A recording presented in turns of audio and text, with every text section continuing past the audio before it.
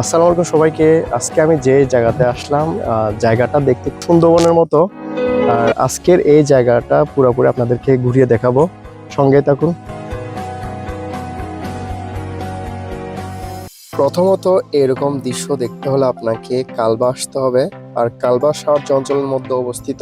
এইখানের প্রবেশ মূল্য থাকবে 15 দিরহাম করে, আর সাথে এই বগি ফ্রি থাকবে যাওয়া আসার জন্য। যাওয়া আসার সময় এরকম সুন্দর মনোরম দৃশ্য দেখতে পাবেন। ফুরকাল বা ম্যাঙ্গ্রোভ সেন্টারটি 2021 সালে 11 এপ্রিল উদ্বোধন করেন। এই কেন্দ্রটি পরিবেশগত শিক্ষা ও সংরক্ষণের জন্য একটি গুরুত্বপূর্ণ কেন্দ্র হিসেবে কাজ করে। 10 বছর জনসাধারণের জন্য বন্ধ থাকা এবং নতুন নির্মাণ শুরু হওয়ার মধ্যবর্তী বছরগুলিতে অঞ্চলটি প্রাকৃতিকভাবে পুনরুদ্ধিত হয়েছিল এবং বন্যপ্রাণী ফিরে এসেছিল। এই বনটিতে বিভিন্ন প্রজাতির পাখি এবং সামুদ্রিক প্রাণীর আবাসস্থল। আপনি যদি প্রকৃতি ভালোবাসেন, আপনি যদি অ্যাডভেঞ্চার ভালো লাগে, তাহলে এই জায়গাটি আপনার জন্য উপযুক্ত। যান্ত্রিক শহর ছেড়ে এইরকম পরিবেশ এসে নিজেকে খুবই আনন্দিত লাগছে। এখন যে পাখিটি দেখবেন এটি হচ্ছে অ্যারাবিয়ান কলারেট কিংফিশার, যা বাংলা ভাষায় বলতে গেলে এটা মাছরাঙা পাখি। আর আরবীয় কিংফিশার একটি আকর্ষণীয় পাখি। এদের উজ্জ্বল রং এবং শিকার করার কৌশল মানুষকে মুগ্ধ করে। পরিবেশের ভারসাম্য রক্ষায় গুরুত্বপূর্ণ ভূমিকা রাখে এই পাখিটি। এখন আমরা প্রবেশ করব প্রাচীনতম ম্যানগ্রোভ অঞ্চলটিতে।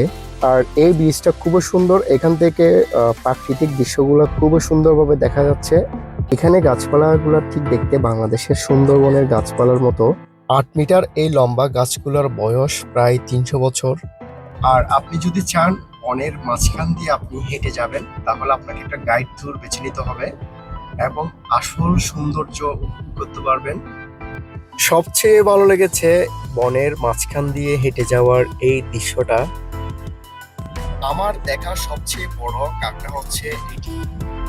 তাছাড়া এখানে সামুদ্রিক পরিবেশের উপাদান হিসেবে যেমন কাঁকড়া, সবুজ কচ্ছপ এবং সামুদ্রিক মাছ এবং অণুজীবও উপভোগ করতে পারবেন এই জায়গাটিতে। খুরকাল বা এই প্রাচীনতম ম্যানগ্রোভ বনটি আমার কাছে খুবই ভালো লেগেছে, এবং আপনার কাছে কেমন লেগেছে কমেন্টে জানাবেন। ভিডিওটা যদি ভালো লাগে তাহলে অবশ্যই আপনার টাইমলাইনে শেয়ার করে রাখবেন, এবং আপনার কোন বন্ধুর সাথে এই জায়গায় আসতে চান তাকে মেনশন করুন। ভিডিওটি সম্পূর্ণ দেখার জন্য সবাইকে ধন্যবাদ জানাচ্ছি। দেখা হবে নতুন একটি ভিডিওতে। সবাই ভালো থাকবেন, সুস্থ থাকবেন। আল্লাহ হাফেজ।